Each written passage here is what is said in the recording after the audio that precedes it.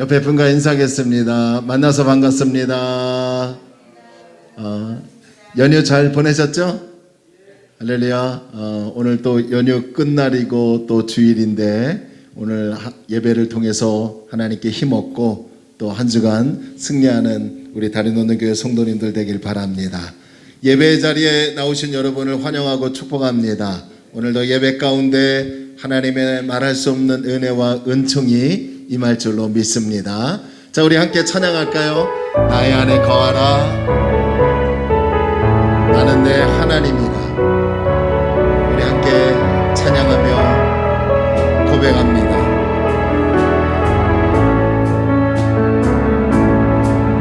나의 안에 거하라, 나는 내 하나님이니 모든 환난 가운데 너를 지키는 자라. 두려워하지 말라, 내가 널 도와주리니. 놀라지 마라, 내 손 잡아주리라.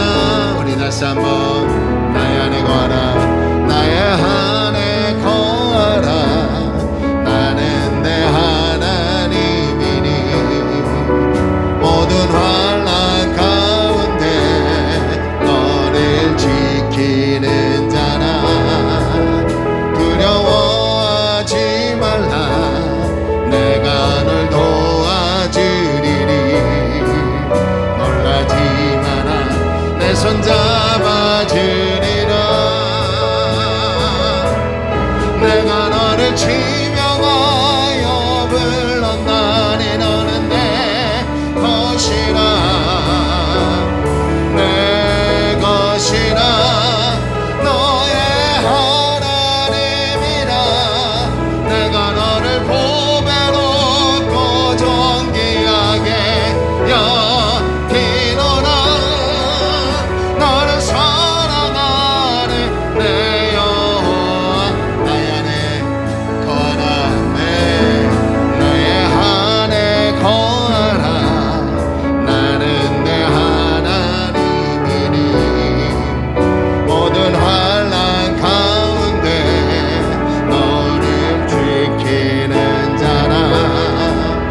두려워하지 말라, 내가 널 도와주리니.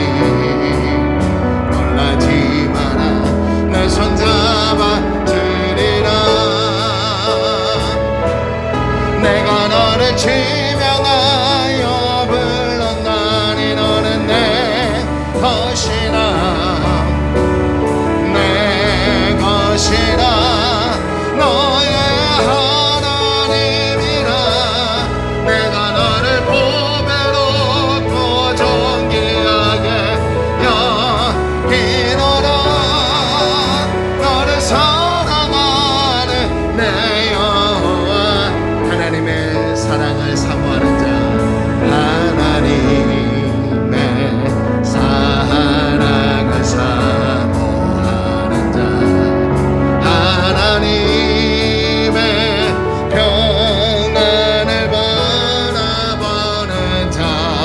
너의 모든 것 창조하신 우리 주님이 너를 얼마나 사랑하시는지 하나님께 찬양과 경배하는 자, 하나님의 선하심을 닮아가는 자. 너의 모든 것 창조하신 우리 주님이 너를 자녀 삼으셔. 우리 고백합시다. 하나님 사랑의 눈으로, 하나님 사랑의 눈으로 너를 어느 때나 바라보시고 하나님 인자 귀로서 언제나 너 계시리 어두움에 밝은 빛을 비춰주시고 너의 작은 신음에도 응답하시리 너는 어느 곳에 있든지 주를 향하고 주만 바라 하나님 사랑의 눈으로 할렐루야 하나님 사랑의 눈으로 너를 어느 때나 바라보시고 하나님 인자 않기로서 언제나 너에게 계시리 어두움에 밝은 빛을 비춰 나의 작은 신음에도 나의 작은 신음에도 응답 나는 어느 곳에 있든지 나는 어느 곳에 있든지 주를 주만 바라볼지라 주만 바라볼지라 주만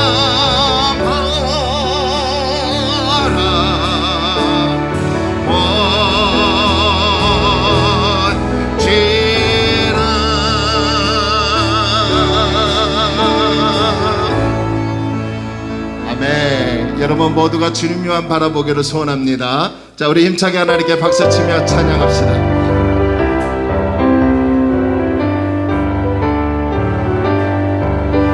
변천리 주님의 사랑과 거룩한 보혈의 공로를 우리 다 찬양을 합시다. 주님을 만나볼 때까지 예수는 우리를 깨끗게 하시는 되시리 그의 피 우리를 눈보다 너에게 하셨네 우리를 깨끗게 한 피는 무궁한 생명의 무릇에 생명을 구원한 친구들 하나님 찬양을 합시다. 예수는 우리를 깨끗게 하시네 주시리 그의 피 우리를 눈보다 너에게 하셔 주님의 깨끗한 보혈을 날마다 입으로 간증해 담대히 싸우며 나가세 천국에 들어가 우리 선포하며 예수는 우리를 깨끗게 하시네 주시리 그의 피 우리를 눈보다 너에게 하셔 십자가 난다리 붙잡고 날마다 이기며 나가세 머리에 면류관 쓰고서 주 앞에 찬양한 때까지 예수는 우리를 깨끗게 하시네 주시리 그의 피 우리를 눈보다 우리 다시 한번 선포하며 예수는 우리를 깨끗게 하시네 주시리 그의 피 우리를 눈보다 너에게 하셨네. 할렐루야. 우리 다 함께 일어나셔서 영광의 찬송을 하나님께 올려드립니다. 예수님만이 영광의 왕이시고 예수님만이 평강의 왕임을 선포합니다. 당신은요 나의 해와 당신은 평강의 왕 당신은 하늘과 땅의 주 당신은 정의의 하늘 천사가 무릎 꿇고 예배하고 찬송하네요. 오늘 생명마하신 당신은 예수 그리스도 주 오산나 오산나 나의 죄자 손께 오산나 불러 주의 왕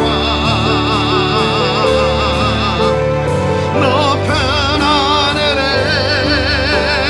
영광을 예수 주의 우리 다시 한번 호산나 다윗의 자손께 호산나 다윗의 자손께 호산나 불러온 주의 왕 높은 하늘에 영광을 예수 주 메시아 하네. 할렐루야. 영광스러운 복된 주일입니다.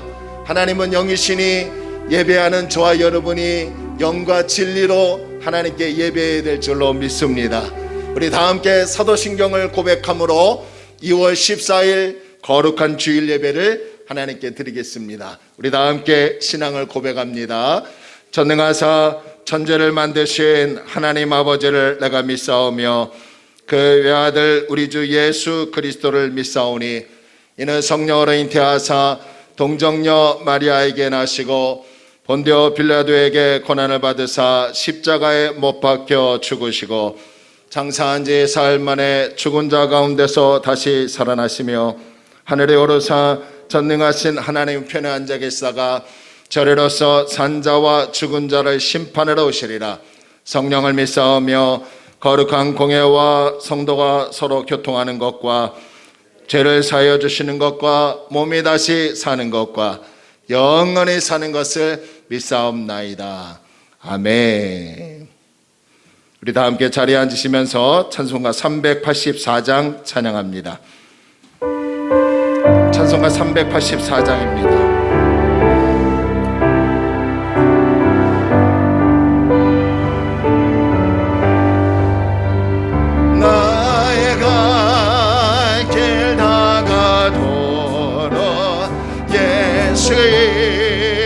노하시니 내 저와 내 있는 그게 어찌 심하리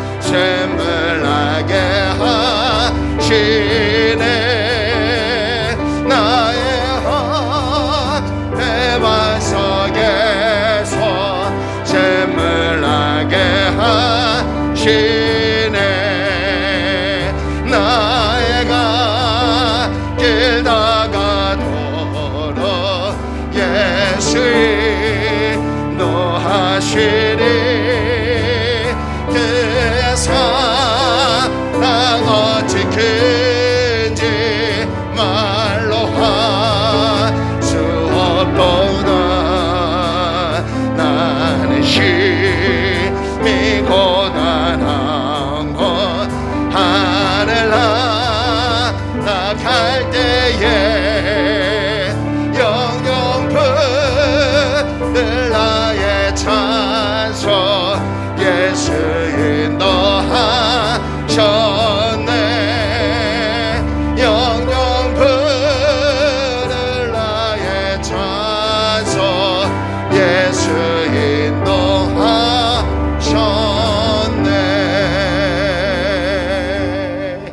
할렐루야. 하나님께서요 우리의 갈 길을 꼭 인도하실 줄로 믿습니다. 자, 우리 합심으로 기도합니다. 우리 먼저 나라를 위해 기도합시다.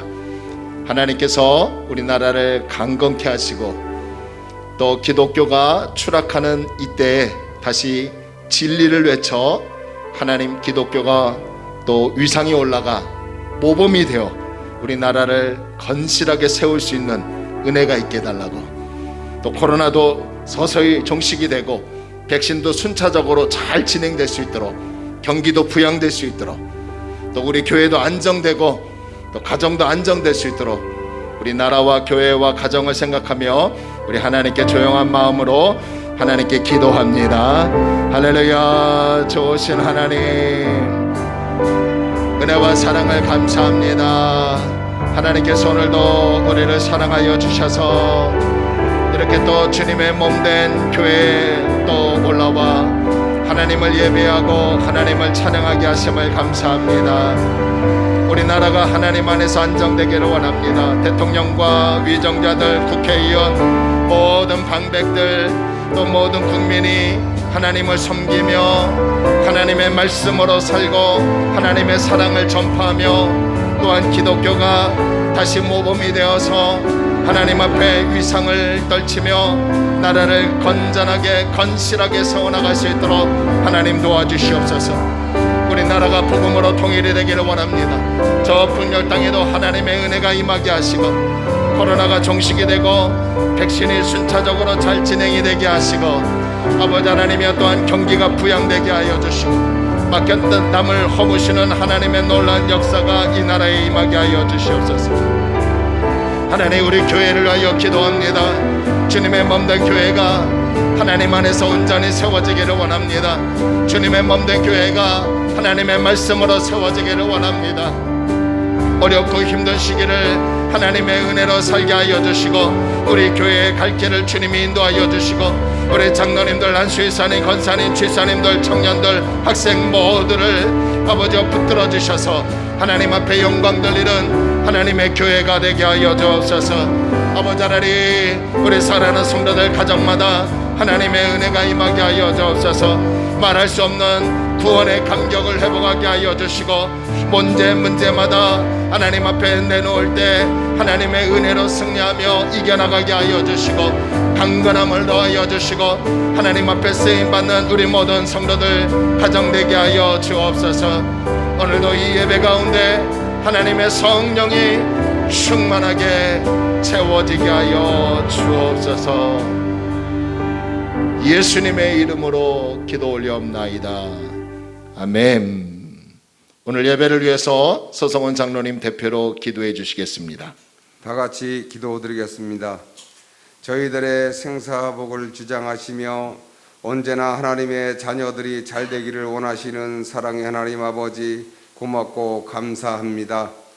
지난 설날도 하나님의 은혜와 사랑 가운데 지켜보아 주셨다가 사랑하는 하나님의 자녀들이 오늘도 주님의 절에 나와서 기도하고 찬양하고 예배드리게 하여 주시니 감사를 드립니다. 저희들 이 시간에 성령 충만하게 하여 주옵소서. 저희들 지난 한 주간도 우리 주님이 주신 말씀과 은혜와 사랑 가운데 산다가면서도 하나님의 말씀을 저버리고 외면하고 저희 고집과 저희 생각대로 산 적이 많이 있었습니다. 이 시간에 저희들의 무엇보다도 검은 죄가 흰눈같이 희게 되는 귀한 시간 되게 하여 주셔서 성령 충만하고 은혜가 넘치는 귀한 시간 되게 하여 주시옵소서. 사랑하는 하나님의 자녀들, 이 시간에도 하나님 앞에 여러 가지 기도 제목을 가지고 머리 숙였습니다. 가정의 문제, 자녀의 문제, 질병의 문제, 또한 부모님들이 많이 아프신 가운데 있는 분들이 있습니다. 우리 하나님 능력의 손으로 머리에 안수하여 주셔서 치료받게 하시고 고침받게 하여 주시옵소서. 또한 사랑하는 하나님 자녀들이 이 코로나 때문에 어려움 당하고 있습니다. 하나님의 자녀들 사업장이 잘 되게 하여 주시고 가정이 평안이 있게 하여 주시고 기쁨이 있게 하여 주시옵소서. 이 시간에 이 나라의 민족을 위하여 기도드립니다.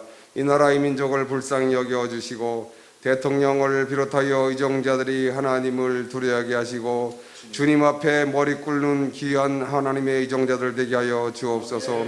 코로나 때문에 많은 사람들이 힘들어하고 있습니다. 또한 의료진들도 하나님 지쳐가고 있습니다.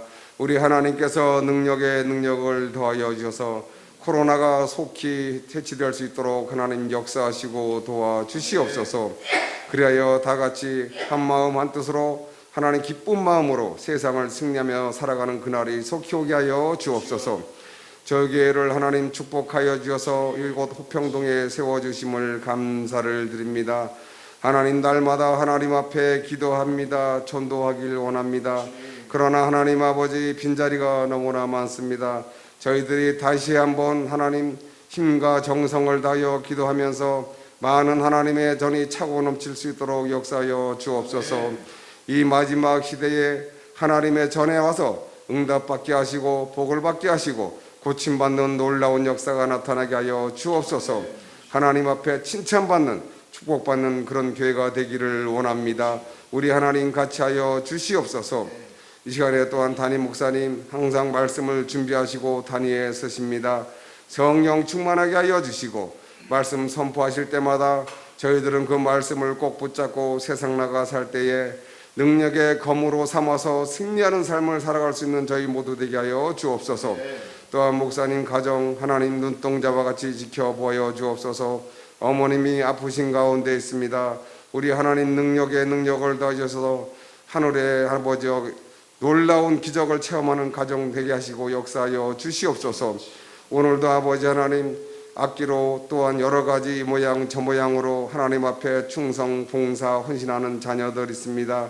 저희들은 갚을 길이 없사오나 우리 주님께서 능력과 축복으로 갚아 주옵소서. 우리를 죄에서 구원하신 예수님의 이름으로 기도드렸습니다. 아멘.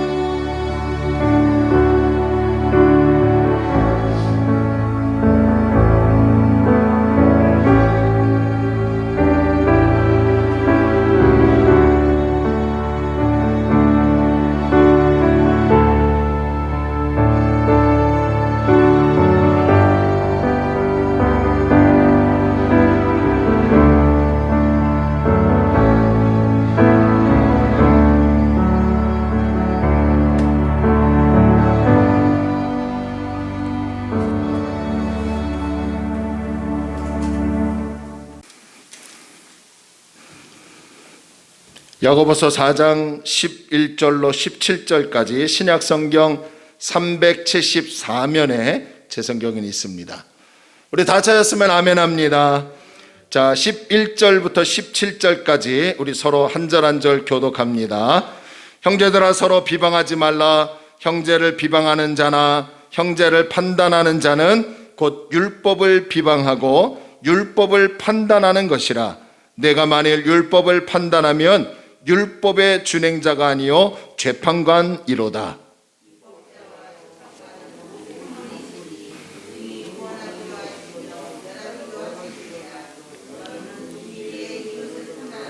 들으라. 너희 중에 말하기를 오늘이나 내일이나 우리가 어떤 도시에 가서 거기서 1년을 머물며 장사하여 이익을 보리라 하는 자들아.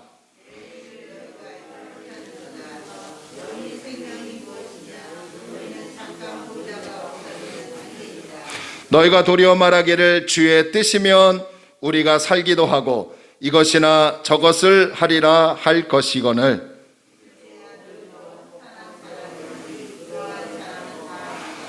함께 읽을까요? 그러므로 사람이 선을 행할 줄 알고도 행하지 아니하면 죄니라. 아멘.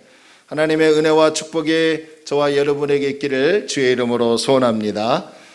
주님 뜻대로 사는 존재라는 말씀의 제목을 가지고요 함께 은혜를 나누고자 원합니다. 비행학교에서 조종사가 훈련을 받을 때 이 훈련 교관이 훈련을 받는 조종사들에게 꼭 하는 말이 있다고 합니다. 비행기 조종석에 앉으면 절대로 자신의 감각을 믿지 말라는 거예요. 특히 악천후 속에서 비행할 때나 고도가 높아질 때나 공중의 한복판에서 항로를 이탈했을 때 더욱더 자신의 경험과 자신의 감각을 믿지 말라는 겁니다. 오히려 그럴 때는 비행기의 계기판을 반드시 보래요. 그리고 그 계기판을 확인하고 그 계기판 따라 움직이라고 합니다. 이제 어떤 조종사가 훈련을 마치고 비행을 하게 되었습니다. 그는 비행 감각에 대해서는 아주 자신감이 충만했어요. 많은 경험이 있었던 훈련사입니다. 이 훈련을 통해서 이미 비행 감각을 키웠기 때문에 그날도 자신감을 갖고 비행에 임했습니다. 그런데 그날 이 비행을 하다가 갑자기 좋지 않은 날씨를 만나게 되었던 거예요. 앞뒤를 분간할 수 없는 이 짙은 구름 속에 갇히게 되었다고 합니다. 이 순간 이 조종사는 당황하게 되었고, 그리고 자신의 경험과 그동안 배워왔던 비행 지식을 총동원하였지만 점점 난간에 부딪히게 되었고 방향조차 찾을 수가 없었다고 합니다. 그런데 바로 그때 비행학교 훈련 교관의 말이 떠올랐다는 거예요. 그럴 때는 계기판을 봐라. 그리고 계기판을 따라 움직여라. 그래서 이 조종사는 계기판을 보면서 방향과 고도를 잡고 침착하게 조종을 해서 그 위기의 상황을 벗어날 수 있었다고 합니다. 우리 역시 인생길을 가는 동안 악천후와 같은 상황을 종종 만날 때가 있습니다. 아마 작년과 지금 이 코로나로 인해서 우리의 인생이 악천후와 같은 상황이 아닐까 싶습니다. 그럴 때 내 지식과 감각은 문제를 해결하는 데 도움이 되지 않는다는 것을 우리는 알아야 합니다.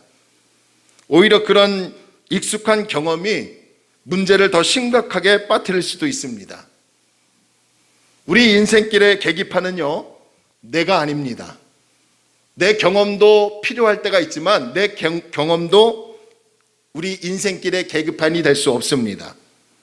우리 인생의 바른 계기판은 하나님의 말씀인 줄로 믿으시기를 바랍니다. 지금 우리가 어려움 속에서 악천후를 맞고 있다면 내 경험과 지식을 가지고 극복할 수 있다고 호언장담하지 마시고 다른 사람들을 찾아가고 의견을 물어보기 전에 먼저 골방에 들어가 계기판의 수치를 설명해 줄 하나님의 말씀을 가지고 하나님께 물어보고 그분의 뜻대로 따라가는 우리 다리 놓는 교회 성도들이 되어야 될 줄로 믿습니다. 그럴 때 어려움을 극복하고 이겨나갈 수 있는 것이에요. 그런 사람을 야고보는 어떤 사람이라고 합니까? 하늘로부터 내려오는 지혜를 가지고 사는 사람이다라고 얘기합니다. 요즘 100세를 사는 시대라고 말하죠. 그래서 인생의 복 중에 하나가 장수하며 사는 것이라고 얘기합니다. 성경도 장수를 복의 하나로 꼽았습니다. 그러나 단순히 오래 산 연수가 중요한 것이 아니라 얼마나 값진 인생을 살았느냐가 더 중요한 것입니다. 이런 의미에서 저와 여러분에게 있어서 가장 값진 인생은 주님의 말씀대로 주님의 뜻대로 사는 인생이라는 것을 믿으시기 바랍니다. 성경은 우리에게 계속해서 주님의 뜻대로 살아가야 할 것을 권면하고 명령하고 있습니다. 오늘 본문은 두 개의 구조로 나누어 볼 수 있습니다. 하나는 12절과 12절을 나누고요. 다른 하나는 13절과 17절까지의 말씀을 나눌 수 있어요. 11절과 12절에서는 야고보가 어떤 말을 하냐면 서로 비방하지 말래요. 그리고 13절로 17절까지의 말씀은 주님의 뜻대로 살아갈 것을 권면하고 있습니다. 자, 그러면서 야고보는요, 오늘 본문에서 아주 핵심적인 두 가지 질문을 하는 것을 볼 수 있습니다. 12절 하반절을 보시면 너는 누구이기에? 라는 질문을 합니다. 너는 누구냐는 거예요. 그리고 다른 하나는 14절 중반절에 보시면 너의 생명이 무엇이냐라고 질문합니다. 자, 이 두 가지 질문은 너는 너에 대해서, 자신에 대해서 얼마나 알고 있느냐라는 의미입니다. 자, 그러면 이런 구조와 의미를 가지고요, 오늘 본문의 말씀을 살펴보도록 하겠습니다. 야고보가 첫 번째 겉면부터 어떤 의미가 담겨져 있고 하나님이 주시는 메시지가 어떤 메시지고 또 우리가 무엇을 깨닫고 또 무엇을 실천해야 할 것인지를 발견하는 하나님의 음성이 들려지는 시간이 되길 바랍니다. 첫 번째, 야고보가 권면하는 것 중에 하나는 서로 비방하지 말라는 거지요. 자, 우리 11절을 한번 봅시다. 11절 함께 읽을까요? 시작. 형제들아, 서로 비방하지 말라. 형제를 비방하는 자나 형제를 판단하는 자는 곧 율법을 비방하고 율법을 판단하는 것이라. 내가 만일 율법을 판단하면 율법의 준행자가 아니요 재판관이로다. 자, 여기서 서로 비방하지 말라라는 말은요, 그 누구도 다른 사람의 인격을 깎아내리는 말을 해서는 안 된다는 거예요. 다른 사람의 인격을 깎아내리는 말을 한다는 것은 이미 자신이 상대방보다 더 높은 자리에 있다는 것을 암시하는 겁니다. 야고보는 그런 사람을 뭐라고 합니까? 교만한 사람이다 라고 얘기해요. 비방은 진실을 말하느냐 거짓을 말하느냐의 문제가 아닙니다. 아무리 진실을 말하더라도 상대방의 인격을 깎아내리는 말을 할 때는 그것이 성경은 비방이 될 수도 있다고 얘기합니다. 오늘 야고보는 11절에서 형제라는 단어를요 3번이나 사용하고 있어요. 여기서 형제는 혈육으로 뭉친 집단을 얘기하는 게 아닙니다. 예수 그리스도를 통해서 하나님의 자녀가 된 자들을 말하는 것이고, 그런 주의 자녀들이 주 안에서 한 형제가 되었고, 할렐루야. 그런 형제들을 서로 비방하는 것은 결국 누구를 비방하는 것이라고요? 자기 영적 가족을 비방하는 것과 다를 바 없더라는 거예요. 저도요, 교회를 개척하고 여기서 몇 년 좀 있었는데, 누가 그렇다, 누가 그렇다, 누가 그렇다, 뭐 이렇게 제가 들리죠. 그런데도 저는요, 그런 말하고 뭐 이렇게 동조하고 뭐 그러지 않았어요. 오히려 오해라고 그런 분 아니라고 그랬더니 제가 더 나쁜 사람이 됐더라고요. 그러니까 여러분, 주 안에서는 우리 서로 비방해서는 안 된다는 거예요. 주 안에서 형제된 그리스도인들은 상하 계급의 관계가 아니라 동등한 위치에서 사랑의 관계라는 거예요. 그럼에도 교회 안에서 세속적인 가치관을 가지고 다른 형제를 보니까, 세상의 관점을 가지고 그 사람을 보고 그 사람을 대하니까 어떤 마음이 생겨요? 비방하게 되고 깎아내리게 되고 허물을 지적하게 되고 사람의 외모를 보고 판단하여 차별하더라는 거예요. 이렇게 형제를 비방하는 사람들은 11절 중반절을 보세요. 뭐라고 하는지 아십니까? 율법을 비방하고 율법을 판단하는 사람이래요. 율법의 최고의 명령은 무엇입니까? 사랑이에요. 예수님도요, 위로는 하나님을 사랑하고 아래로는 내 이웃을 내 몸과 같이 사랑하는 것이 최고의 계명이라고 말씀하셨어요. 그런데 사랑하고 섬겨야 할 형제를 비방하고 판단한다는 것은 결과적으로 하나님의 말씀, 예수님의 말씀을 비방하고 판단하는 것과 똑같더라는 거예요. 그러면서 야고보가 뭐라고 합니까? 하나님 앞에서 모든 인간들은요, 그 누구를 막론하고, 목사이든 뭐 직분자이든 교회를 나오는 어느 누구든 뭐 어떤 권세가 있든 모든 인간들은 하나님의 율법, 하나님의 말씀을 다시 말하면 지키고 실천하는 사람이지 율법을 심판하고 판단하는 재판관이 아니라는 거예요. 만약 율법을 비방하고 판단한다면 그 사람이 하나님이 되는 것이고, 그 사람이 재판관이 된다는 거예요. 그런데 그런 사람을 향해서 야고보가 뭐라고 합니까? 형제를 비방하고 판단하고 차별하고, 그래서 율법을 비방하고 판단하는 사람, 이런 사람을 향해서 아주 야고보가 핵심적인 것을 말씀합니다. 12절 보세요.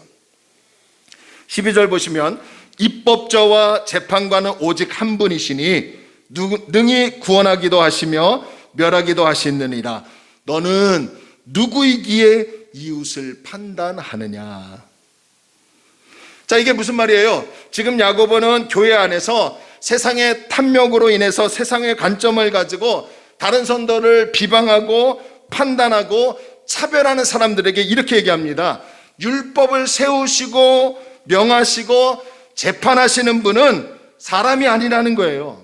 하나님이시라는 겁니다. 사람이 하나님 될 수 없다는 거예요. 통치자는 하나님뿐이시라는 겁니다. 오직 하나님만이 우리를 구원하실 수도 있고 멸망시킬 수도 있다는 겁니다. 그런데 대체 그대는 누구이기에 이웃을, 형제를 비방하고 깎아내리는 말을 하고 허물을 지적하고 함부로 판단하여 차별하느냐라는 말이에요. 형제를 비방하고 깎아내리고 함부로 판단하는 말과 행동을 나오는 이유는 그 사람 마음에 교만이 있기 때문에 그렇다는 거죠. 이 교만이 세상에 탐욕을 가져오고요, 교만이 시기와 다툼을 일으키고요, 교만이 마치 자신이 하나님 된 것처럼 다른 사람들을 비방하고 깎아내리는 말을 하고 허물을 지적하고 판단하고 차별을 하고요, 긍휼을 베풀지 않고요, 이 교만이 말로는 믿는다고 하면서 전혀 하나님의 말씀에는 실천하지 않게 하더라는 거예요. 그래서 성경은 오늘 뭐라고 합니까? 그렇게 교만하게 움직이는 성도들을 향해 그대는 대체 누구냐? 너는 누구냐? 라고 질문합니다. 우리는 형제를 비방하고 판단하는 사람이 아니라 하나님의 말씀을 지키는 백성이에요. 그렇기 때문에 지난주에 나눈 말씀처럼 내 자신을 낮추어야 합니다. 내 자신을 겸손히 엎드려야 합니다. 하나님 앞에서 나를 낮추는 것이 세상의 탐욕으로부터 벗어나는 길이고요, 두 갈래로 나뉘어진 이 마음의 문제를 해결할 수 있는 길입니다. 동시에 시기와 다툼을 해결할 수 있고 다른 형제들을 사랑과 긍휼로 대할 수 있는 겁니다. 할렐루야. 자신을 낮추는 사람이야말로 하나님이 누구인지 아는 사람이고, 이런 사람이 바로 야고보는 위로부터 오는 지혜를 가지고 사는 사람이라고 말을 하는 거예요. 그래서 11절과 12절에서는 형제를 비방하지 말라, 그 사람의 인격을 깎아내리는 말을 하지 말라, 함부로 판단하지 말라, 차별하지 말라. 판단하고 결정을 하는 것은 오직 누구의 권한이라고요? 하나님의 권한이라는 거예요. 자, 그런 다음에 두 번째로 야고보가 권면하는 게 뭡니까? 주님의 뜻대로 살라는 겁니다. 야고보는 이제 교회 안이 아니라 교회 바뀐 세상에서 그리스도인들이 어떤 자세로 살아야 하는지에 대해서 말합니다. 당시 장사를 하여 소위 성공했다는 사람들이 교회 공동체 안으로 들어와서 기존의 신앙생활을 잘하고 있는 성도들의 신앙을 흐트러 놓고 있었습니다. 그들이 세속적인 신앙을 교회에 가지고 들어왔어요. 이런 세속적인 관점을 가지고 교회 안에 있는 가난하고 어렵게 사는 성도들의 신앙을 흐트러 놓았습니다. 세상을 향한 충동과 유혹을 가져다 주었어요. 그래서 가난한 성도들이 소위 성공했다고 하는 그런 사람들을 보니까 부러운 거예요. 아, 나도 좀 부자가 되었으면, 아, 나도 좀 돈을 좀 많이 벌었으면, 나도 좀 거부가 되었으면, 이런 동경하는 마음이 있었다는 거예요. 그러니까 진리를 향하여서 예수를 초점을 맞추어 나가야 할 교회가 소위 세상에서 성공했다는 사람들이 들어와서 세속에 물들게 하니까 교회 안에 어렵고 가난하게 사는 성도들이 이제는 예수를 바라보던 신앙이 세상을 바라보는 신앙이 되었다는 거예요. 이게 바로 두 마음이에요. 그러다 보니까 어떤 사람들은 하도 부자가 잘난 척하니까 시기하고 미워하고 다투게 되는 거예요. 분쟁이 일어나는 거예요. 부자는 부자대로 가난하고 어렵게 사는 사람들을 멸시합니다. 차별합니다. 무시합니다. 비방합니다. 교회 안에 이런 현상이 일어나는 겁니다. 야고보는 13절에서 그런 세속적인 신앙을 가지고 장사하는, 사업을 하는 성도들에게 뭐라고 하는지 아십니까? 들으라 라고 합니다. 들으라. 너희 중에 말하기를. 자, 너희 중이라는 말은 세속적으로 장사하여 돈을 좀 번 사람들, 그런 사람들 가운데 이런 말을 한다고 합니다. 오늘이나 내일이나 우리가 어떤 도시에 가서 거기서 1년을 머물며 장사하여 돈을 좀 벌자, 이익을 보리라 하는 자들아 라고 얘기합니다. 교회 안에 세속적인 신앙을 가지고 장사하는 사람들은 말하기를 오늘이나 내일 우리가 어떤 도시에 가서 거기서 한 1년 동안 머물며 장사를 하여 돈을 벌겠다고 하더라는 거예요. 그들은 정확하게 언제, 어디서, 얼마 동안 머물고 무엇을 하며 무엇을 얻을 것인지 분명하게 계획을 세웠고요. 그 계획이 반드시 이루어질 것을 확신했어요. 그런데 야고보는 그렇게 세속적인 신앙을 가지고 장사하는, 사업을 하는 성도들에게 뭐라고 합니까? 13절에 들으라 라고 합니다. 조금 문제가 있어 보이죠? 이 들으라라는 의미가. 지금 야고보는 사람이 계획을 세우며 사는 것이 잘못됐다고 말하려고 하는 것이 아닙니다. 세속적인 신앙을 가지고 장사하는 사람들에게 뭔가 문제가 있었다는 거예요. 당시 2000년 전에는요, 지금과 비교할 수 없는 환경이죠. 얼마나 낙후되고 얼마나 어렵고 조건도 얼마나 어려웠을까요? 교통이라든지 날씨라든지 장사 조건 등이 열악했을 겁니다. 그렇기 때문에 그들이 어떤 도시에 가서라고 한다 해서 쉽게 이동할 수 있는 것도 아니고요. 타지에 얼마까지 머물 수 있는지, 어떤 장사를 해야 하는지, 장사하면 얼마나 이익을 벌 수 있는지에 대해서 아무것도 모르기 때문에 성공한다고 보장할 수 없는 거예요. 그런데 그들은 13절에 보니까 성공을 장담하고 있어요. 수단과 방법을 가리지 않고 모든 것을 동원하여서 반드시 자신들이 세운 계획대로 이룰 것이라는 것을 확신하고 있어요. 이들의 자신감, 이들의 용기는 높이 살만합니다. 그런데 문제는 그들에게 자신들의 연약함을 인정하는 마음, 더 나아가 심각한 문제는 그 일에 대해서 내가 장사하려고 하는 일, 내가 직장에서 하려고 하는 일, 내가 무엇을 하려고 하는 그 일에 대해서 하나님께서 어떻게 생각하시는지에 대한 거룩한 근심이 없었다는 것이 심각한 문제라는 거예요. 오늘날 교회 안에서도 예수 믿고 복 받는 것이 최고의 신앙생활이라고 하는 세속적인 가치관들이 들어왔습니다.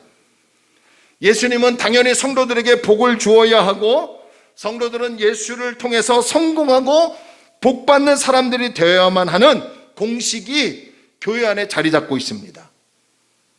교회 안에 병들고 못 살고 성공하지 못하는 것은 하나님께 복 받지 못해서 그런 것이고, 성공하고 건강하면 하나님께 복 받은 것으로 복음을 왜곡하고 있더라는 거예요. 그래서 우리 한국 사람들은 큰 교회에서 뭐 한다라고 하면 다 믿어버려요. 그게 잘못된 행사고 잘못된 방향으로 나아가는 것을 알면서도 큰 교회이니까 다 믿어버려요. 왜? 큰 교회는 하나님이 더 크게 역사하신다는 거예요. 연세 드신 분들, 권사님들 얘기 한번 들어보세요. 큰 교회는 뭐가 있기 때문에 하나님이 그렇게 성공하게 한 거 아니냐라는 세속적 관점이 있어요. 이번에 여러분 국제학교의 문제가 바로 그거예요. 큰 교회에서 홍보를 해주니까 지방의 소수의 교회들이 너나 없이 무인가 국제학교를 세웠고, 조금만 자중해서 기숙만 안 했어도 별탈 없이 지냈을 텐데 다 기숙하고 하나님이 다 지켜주실 거야. 저 큰 교회가 떡하니 광주의 안디옥 교회가 버티고 있어 라고 했기 때문에 여러 가지 잘못된 부분이 발생하게 된 겁니다. 예수를 통해서 이 땅에 자신의 계획을 성취하고 성공하는 것이 교회 안에서 마치 진리인 양 받아들여지고 있는 현상이에요. 지금 저는 우리가 세상에서 성공하지 말아야 하고 복을 받지 말라고 드리는 말씀이 아닙니다. 성경에서 말하는 것은 하나님 없는 성공, 하나님 없는 계획, 하나님 없는 인생, 하나님이 간섭하지 않는 교회, 하나님이 간섭하지 않는 가정, 하나님이 간섭하지 않는 직장과 사업장, 나의 모든 일들은 아무것도 아니라는 거예요. 이해가 되시면 아멘. 왜 그렇습니까? 왜 그런지 14절에서 얘기합니다. 우리 잘 아는 말씀이에요. 14절 우리 함께 읽을까요? 시작. 내일 일을 너희가 알지 못하는도다. 너희 생명이 무엇이냐? 너희는 잠깐 보이다가 없어지는. 우리는 내일 무슨 일이 일어날지 아무것도 모릅니다. 우리가 아무리 좋은 계획을 세우고 좋은 일을 한다고 하고 선한 목적을 세웠다 해도 내일 어떤 일이 오고 내일 어떤 일이 생겨날지, 내일 어떻게 될지 아무것도 모르는 존재입니다. 당시 하나님을 의지하지 않는 부자들이 언제 어디서 얼마 동안 머물며 무엇을 하여 돈을 벌 수 있다는 이 호언장담하는 말들이 가난한 성도들의 마음을 어지럽히게 만들었고 혼란스럽게 만들었어요. 왜요? 가난하고 어렵게 사는 성도들은 하나님의 뜻이 무엇인지 모르지만 끝까지 말씀을 붙들고 하나님을 믿고 따라가려고 했는데, 갑자기 세속적인 성공의 부를 가지고 들어오는 성도들이 언제 어디서 무엇을 하며 얼마 동안 머물며 이렇게 하면 돈을 벌 수 있고 성공할 수 있다라고 호언장담하니까 말씀이 잘못된 거 아닌가? 내가 믿는 신앙이 잘못된 거 아닌가? 내가 저들처럼 저렇게 확신이 없어서 우리 가정이 이렇게 어렵게 사는 것이 아닌가? 라고 혼선을 빚게 되더라는 거예요. 그래서 야고보는 당시 성도들과 오늘 저와 여러분에게 너희 생명이 무엇이냐라고 질문합니다. 우리가 사는 이 생명의 목숨이 무엇이냐는 거예요. 그래서 뭐라고 대답합니까? 잠시 있다가 사라지는 안개와 같다는 거예요. 당시 교회 안에 있는 부자들이 착각하고 있는 것은 자기 자신이 내일까지 살 수 있을지, 내일 정말 갈 수 있을지, 내일 가게 되면 그 도시에서 정말 돈을 벌 수 있을지 분명하지도 않는데 그런 모든 일들이 사라질 수도 있다는 사실은 배제하고 성공할 수 있다, 돈을 벌 수 있다는 확신만 가지고 있더라는 거예요. 그게 바로 오늘날 교회 안에 성공 의식을 가지고 있는 사람들이에요. 그게 비전이래요. 그게 꿈이라고 합니다. 저도 못 모르고 부목사 있을 때는 그게 비전이고 그게 꿈이냐 설교하고 못 모르고 개척 초기에는 그것이 하나님의 뜻이냐 마구 쏟아내었어요. 그런데 문제는 아무리 그렇게 선포하고 아무리 그렇게 비전이라고 해서 축복의 메시지를 선포해도 하나님의 복은 임하지 않았다는 거예요. 왜 그랬을까요? 우리를 잘 보세요. 잠시 있다가 사라지는 안개와 같은 우리의 생명. 지난 1년을 한번 생각해 보십시오. 코로나19 감염병이 인류를 덮치는 바람에 우리는 아무것도 하지 못했습니다. 우리의 계획, 우리의 시간, 우리의 삶이 모든 것이 마치 멈추어 버리는 것 같았습니다. 저 역시 작년 초반에 많은 계획을 세웠죠. 올해는 좀 이렇게 해야겠다. 작년에는 올해 초에 이렇게 했다. 교회가 좀 부흥되면 1, 2년 있으면 조금이라도 한 2층이나 3층 엘리베이터 있으면 한 4층 정도 되는 요 주변에 상가로 좀 움직이지 있을 수 있지 않을까, 그런 생각도 했습니다. 여러분들도 마찬가지예요. 이런저런 나름대로 다 계획을 세웠을 거예요. 그런데 뜻하지 않는 코로나19 감염병으로 우리의 계획들이 모두가 숲으로 돌아가지 않았습니까? 지금 우리 교회 보세요. 나오던 분들이 나오지 못하고 있습니다. 여러분의 삶을 보세요.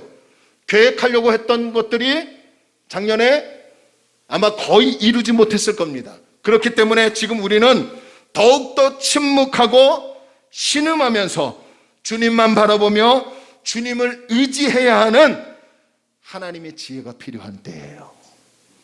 할렐루야. 그런데 오늘 본문에서 장사하여 돈을 벌려고 하는 사람들은 내일 일도 알지 못하면서 함부로 내가 1년을 계획을 세우고 마치 인생의 흥망성쇠를 자신의 손에 쥐고 있다고 장담하더라는 거예요.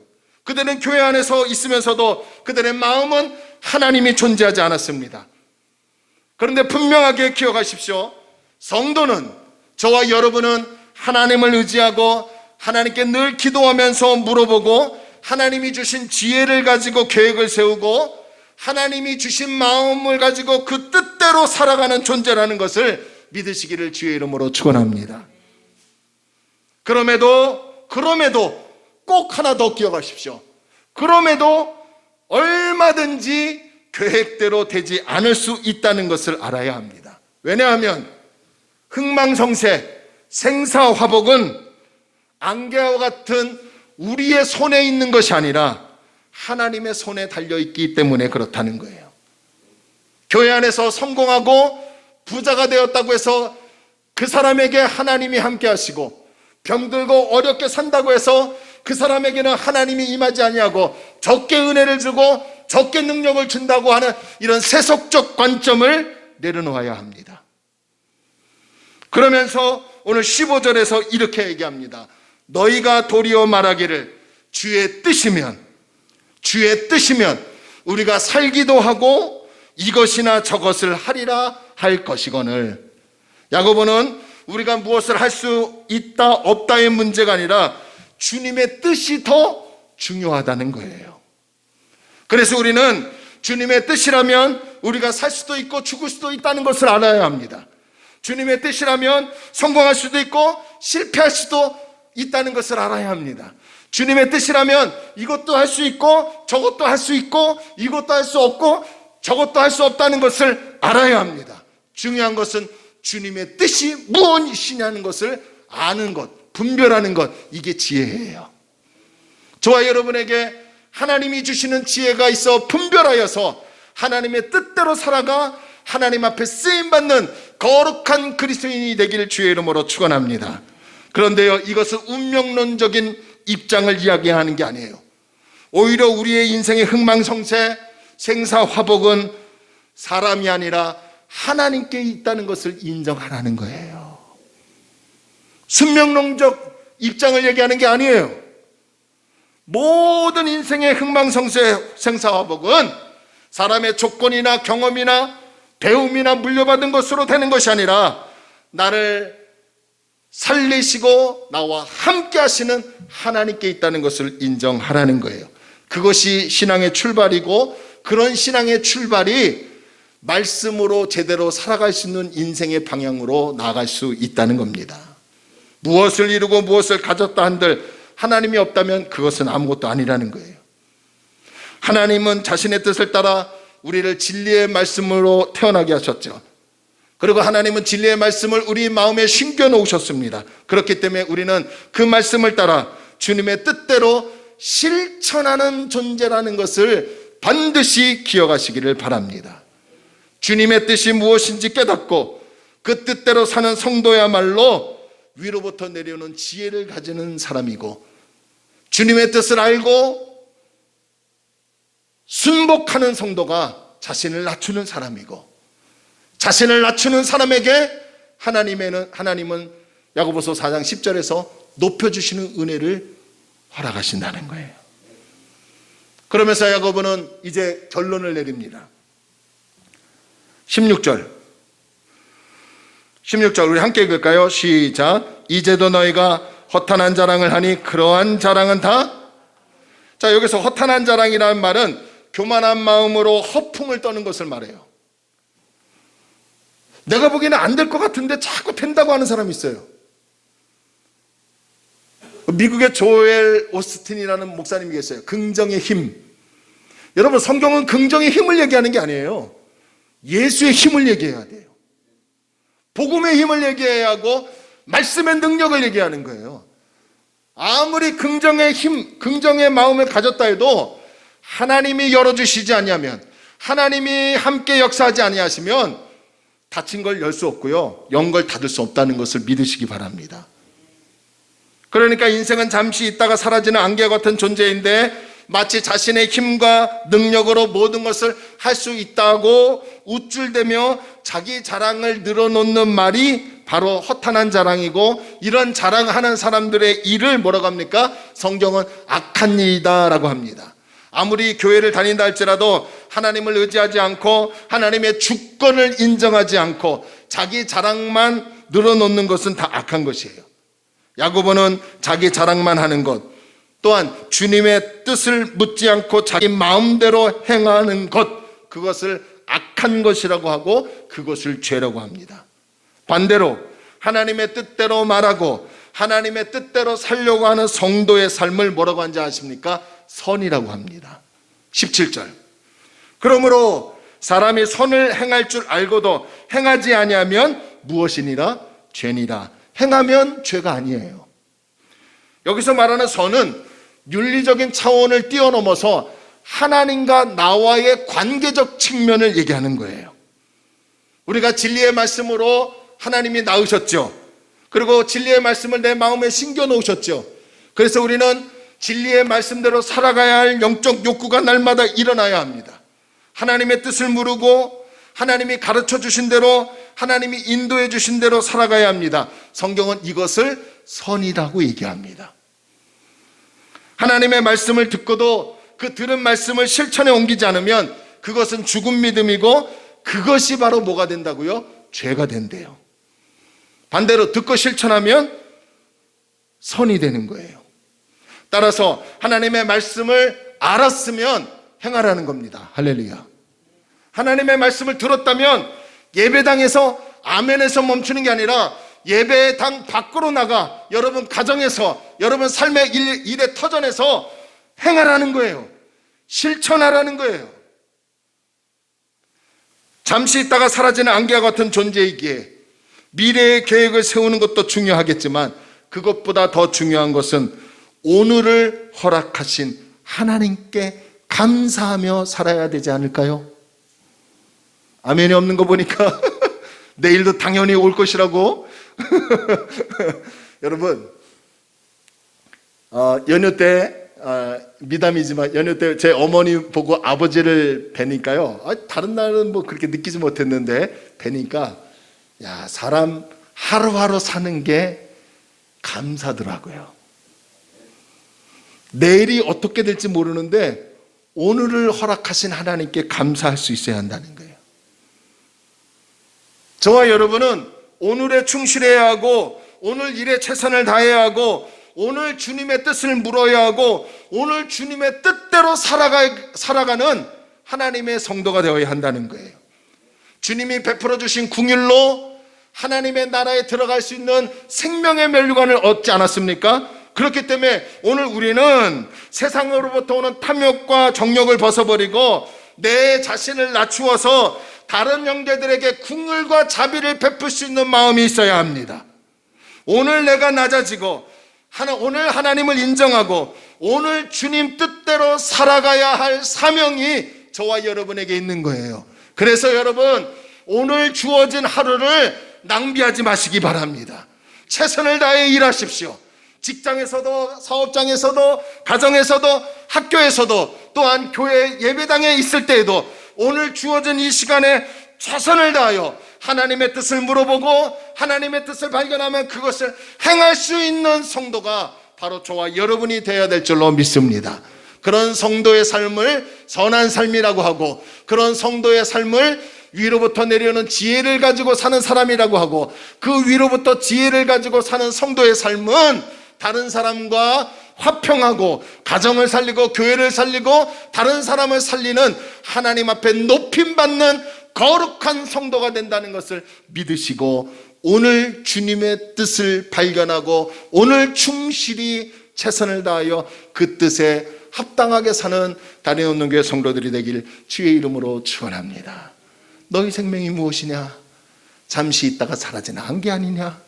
오늘이나 내일 어떤 도시에 가서 1년을 머물며 장사하여 이익을 보리라. 그거 하나님이 지켜주시면 할 수 없는 거 아니냐?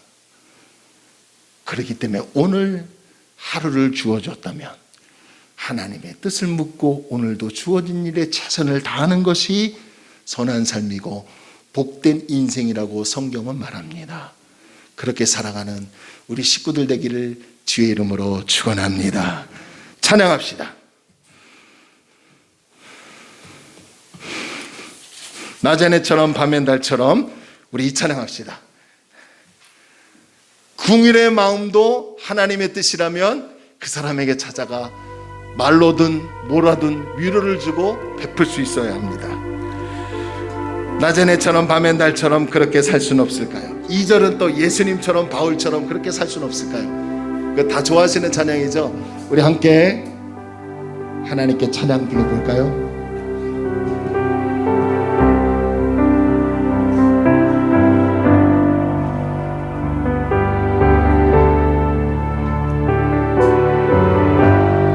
낮은 밤엔 달처럼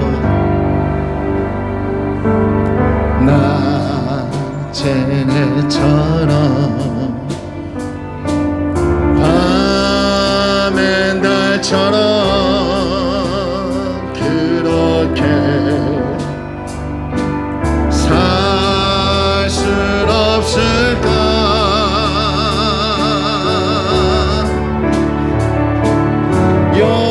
욕심도 없이 어느 세상 비추어 온전히 남을 위해 살듯이 나의 인생에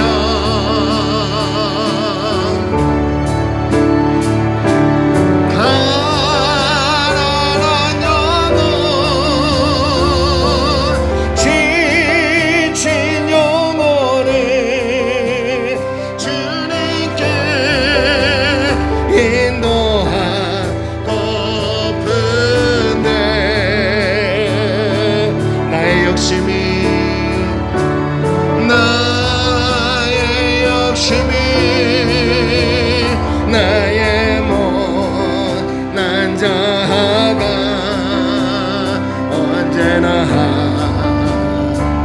거다란 침대요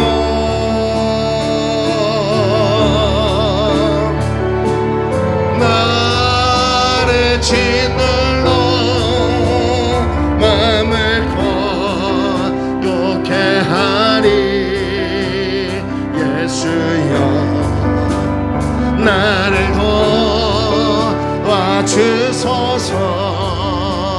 우리 함께 찬양합시다. 예수님처럼 바울처럼 예수님처럼 바울처럼 그렇게 살 순 없을까?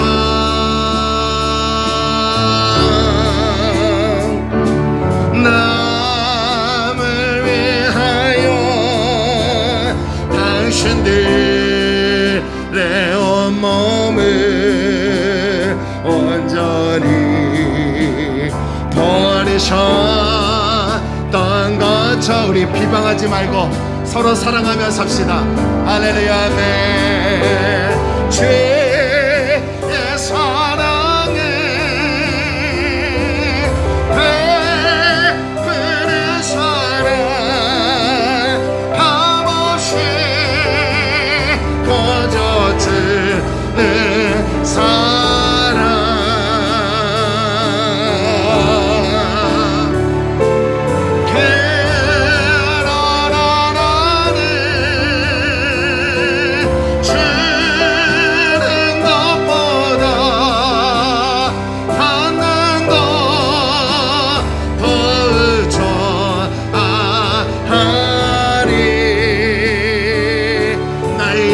주님 닮은 듯하나 나의 예수를 주님 닮은 듯하나 내 맘은 아직도 주하여 받을 사랑만 계수하고 있으니 받을 사랑만 계수하고 있으니 예수여 나를 도와주소서. 우리 다시 한번 예수여 나를 도와주소서. 예수여 나를 도와주소. 우리 다시 한번 눈을 감고요. 예수님 주님 뜻대로 살게 도와주옵소서. 예수여 나를 도와주소서. 우리 잠시 조용히 기도할까요? 너희 생명이 무엇이냐? 잠시 있다가 사라지는 안개와 같은 존재 아니냐? 그런데 함부로 하나님 없이 호언장담하고 성공할 수 있고 이것도 할 수 있고 저것도 할 수 있고 흥망성쇠 생사화복을 마치 우리의 손에 쥐어진 것처럼 하나님 배제하고 확신하고 선포해서는 안 된다는 거예요. 교만이에요. 그거는. 낮아집시다. 또 낮아집시다. 그래서 하나님 없이는 살 수 없음을 고백합시다. 그 고백을 입술로만 하지 마시고 행함으로 옮깁시다. 주님, 형제를 사랑하게 해달라고. 주님, 긍휼을 베풀 수 있는 마음이 있게 해달라고. 주님, 나의 욕심 내려놓고 주님 뜻대로 살아가는 내가 되게 해달라고 도와주시옵소서. 오늘 주님이 살게 하셨다면 오늘 충성을 다하고 오늘 최선을 다하고 오늘 주어진 일에 감사하고 하나님 뜻을 물어보며 성실하게 살아가는 하루가 되게 해달라고, 그런 하나님의 백성이 되게 해달라고. 우리 잠시 조용히 기도하며 이번 한 주간도 주와 동행하며 살게 하는 은혜가 있게 해달라고 조용히 결단하며 기도합니다.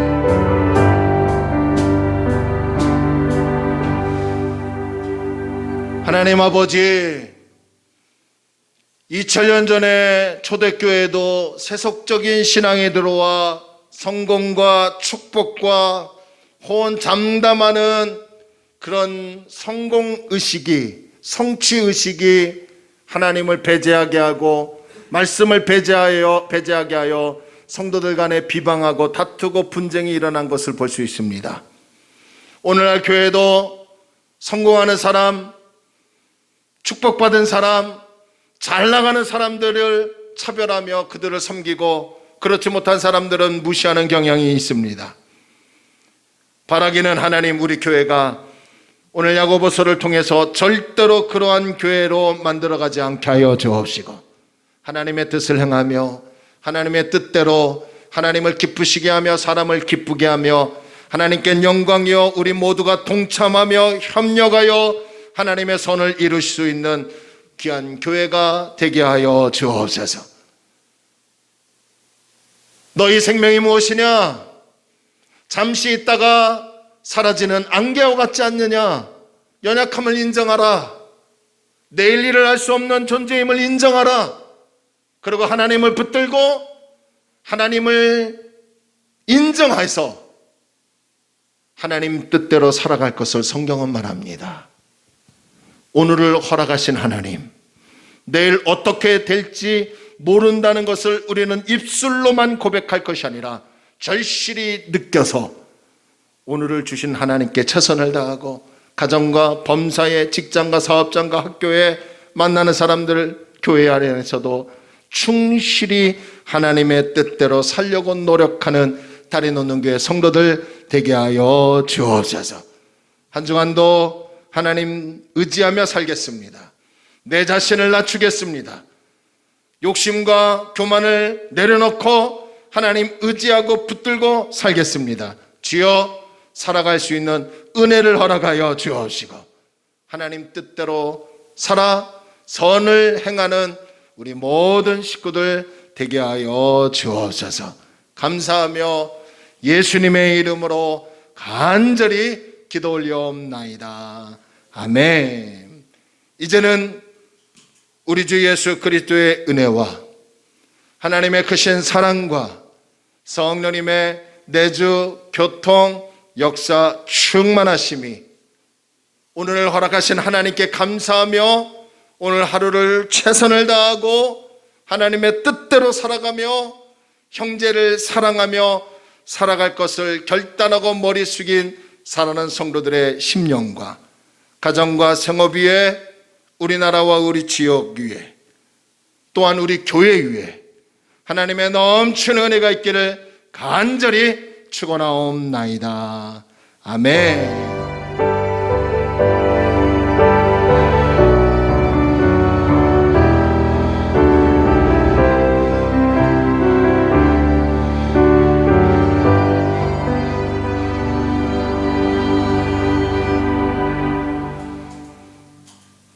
아멘. 할렐루야. 우리 하나님께 영광의 박수 올리겠습니다. 우리 인사합시다. 하나님 뜻대로 삽시다. 하나님 뜻대로 삽시다. 감사합니다.